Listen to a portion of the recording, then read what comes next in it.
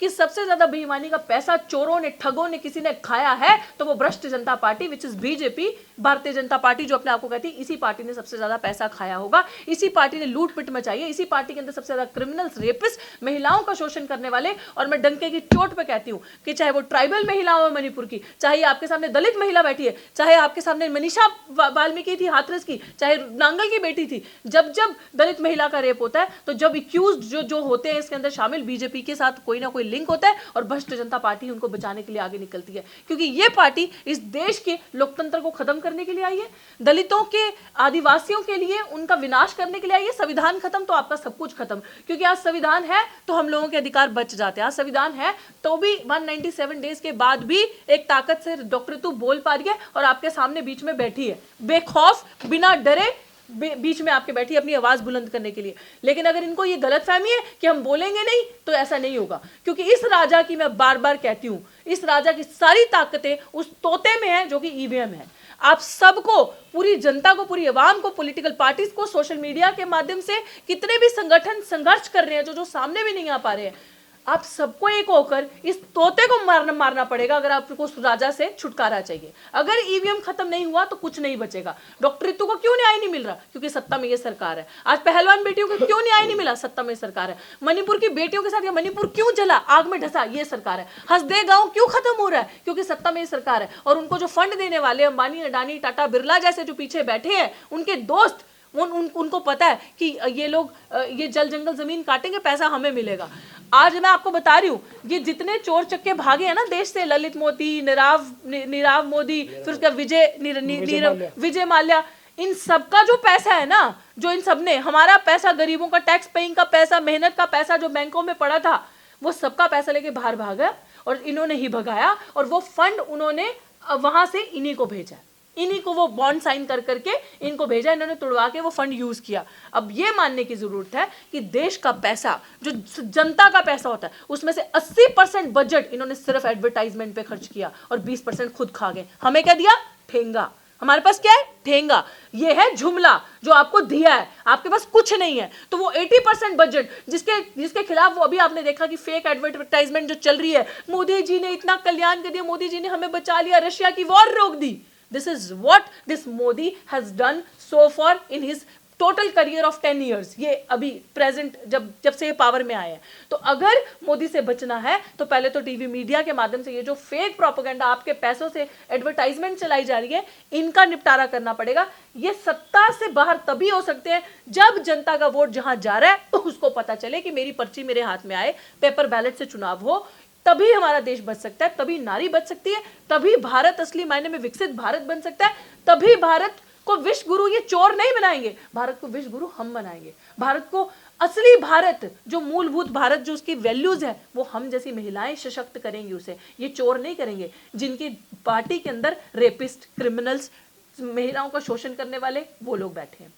16 तारीख को मैं आप सबको इन्वाइट करती हूँ, प्रधानमंत्री को वही पकोड़े खिलाने जाऊंगी जो ऑप्शन उन्होंने युवाओं को दिया, तो वो सारे पकोड़े आपको।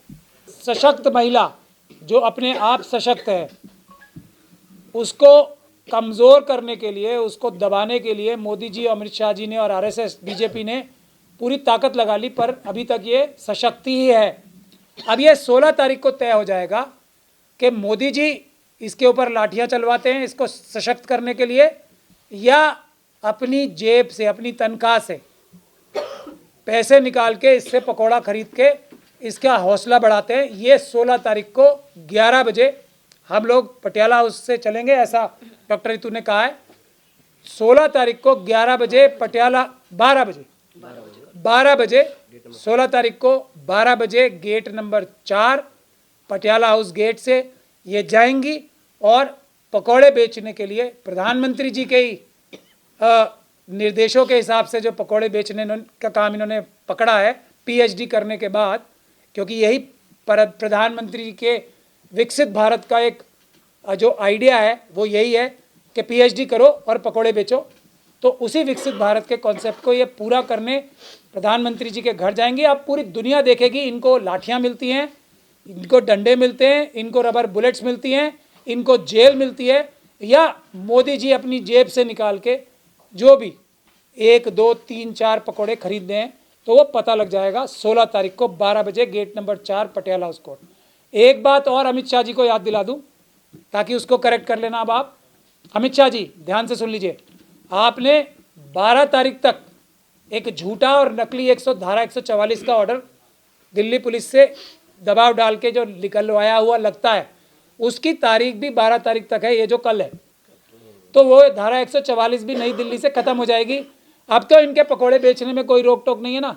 अब अमित शाह जी को मैं इनवाइट कर रहा हूँ, अभी फ़ोन करें, ये जैसे ही आपका मैसेज जाएगा कमिश्नर ऑफ पुलिस को, और ये धारा 144 जो है पूरी दिल्ली में एक बार फिर लगवा दें, ताकि हमारा 15 तारीख का प्रोग्राम के लिए भी एक नकली 144 का ऑर्डर सामने आ सके, और ऋतु के 16 तारीख के प्रोग्राम के लिए भी एक नकली 144 का order, fraud, criminal, illegal order, एक कम से कम शक्ल दिखाने के लिए तो आप ले ही आना, वरना 12 तारीख को ये ऑर्डर खत्म हो रहा है जो आपने 1 महीने का लगाया था। तो मैं ये भी याद दिला दूं आपको, मुझे यही कहना, मैं आशुतोष जी से गुजारिश करूंगा कि वो भी, क्योंकि वो पकोड़े बेचने में ऋतु जी के सहयोगी भी हैं और आंदोलन में भी सहयोगी हैं, और बेरोजगारी की समस्या को जूझते हुए चाय बनाते हैं, और बड़ी अच्छी चाय बनाते हैं, मैं तो पीता नहीं हूँ, बेरोजगारी की स्पेशल चाय। और ऋतु जी की ढाल बन के एक बार इन्होंने तेजाब और खोलते हुए चाय का एक पतीला भी झेला है, चाकू क्या वार भी झेला है, तो वो उनकी भी बात सुनी। यहाँ सभी मीडिया साथियों को मेरा जय भीम। साथियों, अभी जिस पर डिस्कस कर रहे थे, एक बड़ा प्रोग्राम लॉन्च किया है मोदी ने, प्रधानमंत्री इस देश के, कि सशक्त नारी और विकसित भारत।